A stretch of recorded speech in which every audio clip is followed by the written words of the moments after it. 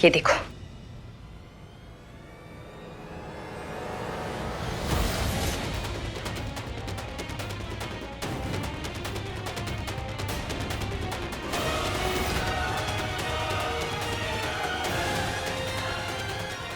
ये वीडियो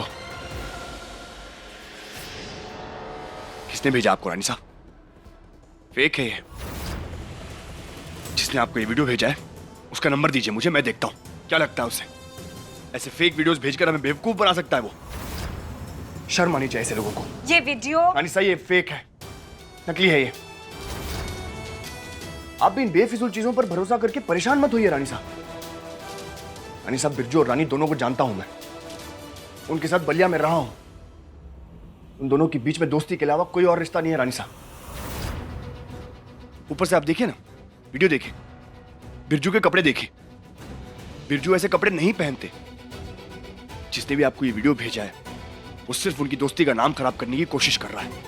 उसकी कोशिशों को आप नाकाम कर दीजिए इस वीडियो को डिलीट करके। और आप कहीं नहीं जा रही रानी साहब, ये सामान मैं रख रहा हूं।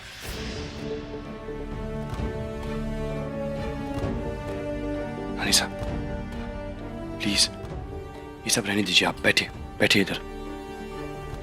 आप थोड़ी देर आराम से बैठिए, मैं कुछ खाने के लिए ले आता हूं आपके लिए। ओके? ना तो हमारी भूख वापस आई है और ना ही चिंता मिटी है। रानी साहब मैं आपको कह रहा हूं कि मगर हमें तसल्ली तभी मिलेगी जब तुम रानी से बात करोगे, उसे पता करोगे कल रात वो कहां थी, तुम्हारे साथ या फिर उस। जाकर बात करो वीर। रानी साहब की तसल्ली के लिए रानी से एक बार बात करना ठीक रहेगा, वरना खामखा रानी साहब टेंशन लेती रहेंगी। ठीक है रानी साहब, आपको ये सही लगता है तो मैं यही करूंगा। मैं रानी से बात करके आता हूं।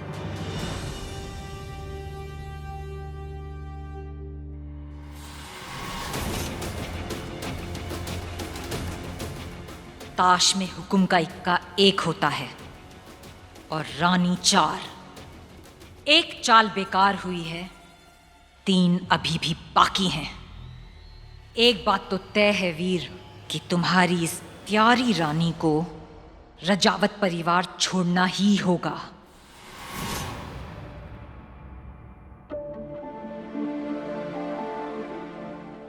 रानी यहां पर भी नहीं है।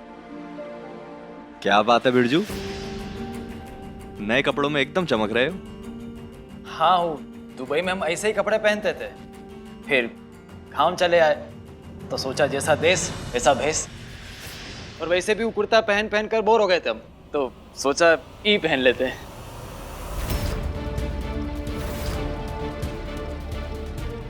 ये कपड़े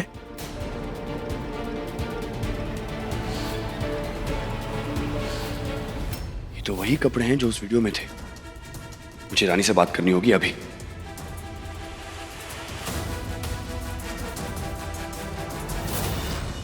अजीब लग रहा है का?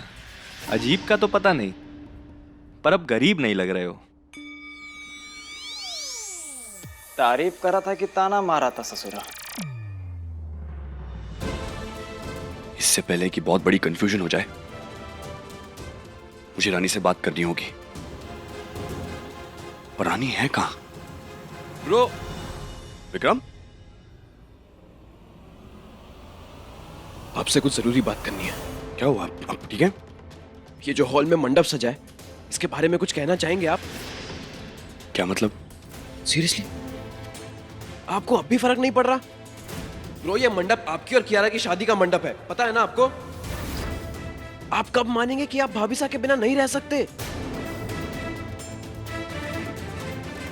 ब्रो मैं जानता हूं कि ये शादी आप दोनों की मर्जी से नहीं हुई थी, लेकिन किस्मत ने आप दोनों को मिलाया है तो कोई वजह होगी ना। आपको अपने प्यार को खोने का डर नहीं है?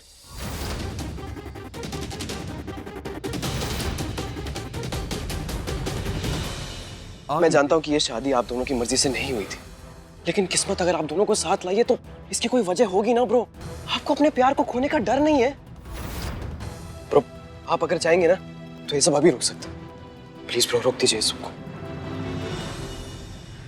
कल रानी और बिरजू के बीच में कमरे में कुछ ऐसा हुआ जो नहीं होना चाहिए था।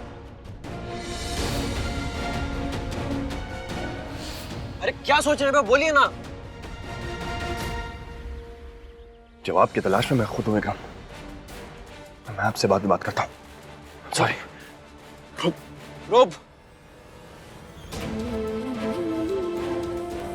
क्या हो रहा है, क्यों हो रहा है, कुछ समझ नहीं आ रहा।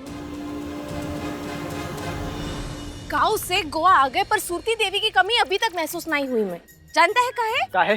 काहे कि ऊ का मुंह पूरा दिन चारा चरने में निकल जाता है और तेरा बकवास करने में। क्या कर रहा है ये सब तू? पता है ना डॉक्टर साहब को पता चलेगा तो कितना नाराज होंगे ऊ। तो माने ये बेफिजूल का सिलसिला चलता रहेगा। बेफिजूल नहीं है बिरजू, हमारी तरकीब काम कर रही है। अपने आंखों से देखे हैं हम कियारा जी और देवर जी को करीब आते हुए। उल्टा तू ना खेल और भी बिगाड़ देगा। अरे तो क्या करे, इस सब कुछ बर्बाद होने के सिर्फ एक ही कदम दूर खड़ी है तू रानी। बिरजू कितनी बार बताया तुझे, कच्चू बर्बाद नहीं हो रहा, सब ठीक है। तेरे इसी खोखले विश्वास का फायदा उठा रही है तेरी सास।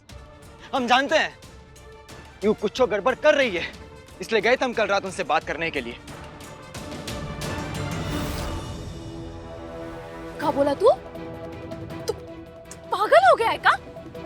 साफ साफ बता क्या बोला तूने? खम्मा घनी रानी सा, हमारी इजाजत के बिना हमारे कमरे में आने की जुर्रत कैसे की तुमने? अब आदमी हालचाल पूछने के लिए इजाजत लेकर आएगा। खैर हमें तो ये बताइए, अब आपके शैतानी दिमाग में क्या पकड़ा है? एक मिनट बताने से पहले ये समझ लीजिए कि ना तो हम चंपा हैं जो आपकी हर बात में गाय की तरह सर हिलाएंगे, और ना ही वो जय राजा बाबू जो आपके हर इशारे पे कठपुतली की तरह नाचेंगे।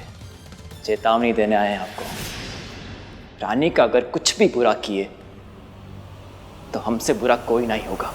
सड़क पर जब लंबी गाड़ी निकलती है ना, तो एक कुत्ता सबसे ज्यादा भौंकता है, और जब वो गाड़ी आकर रुकती है तो कुत्ता सबसे पहले दुम दबाकर वहां से भागता है। समझे? आप हमें डराइए, धमकाइए, और चाहिए तो अपने डॉक्टर बेटे को बोल करके हमको यहाँ से बाहर फिकवा दीजिए, पर रानी के साथ कुछ गलत करने का सोचेगा भी मत। हे माता रानी, क्या करें हम इस बेवकूफ का? तो दिमाग का घास चढ़ने गया है। बिना किसी सबूत पे ऐसे ही कट्टा चला के आ गया हवा में। ऐसा करता है क्या कोई? सबूत नहीं चाहिए हमें रानी। जब हम बोल रहे हैं कि रानी सा कुछ गलत कर रही है तो फिर हमारी बात पे भरोसा काहे नहीं है तुझे? देख बिच्छू, तुझे जो करना था तूने किया, अब हमारी बात ध्यान से सुन।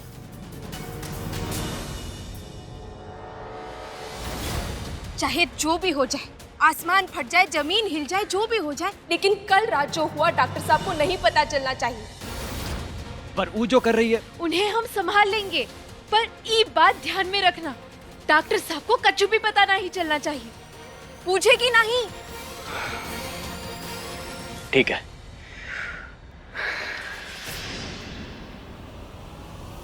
रानी,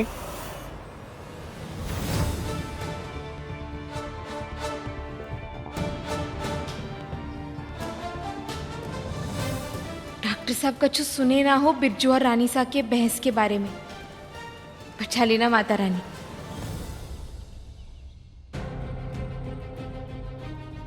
क्या हुआ डॉक्टर साहब, आप ठीक है? कच्चू चाहिए का?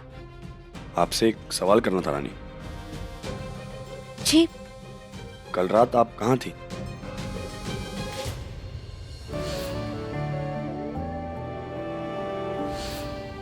आप बार बार ये एक ही सवाल काहे पूछ रहे हैं? आप बार बार उसी सवाल का जवाब देने से टाल क्यों रही हैं? नहीं, ऐसा नहीं है। हम आपके साथ आपके कमरे में ही थे, और कहाँ होंगे हम?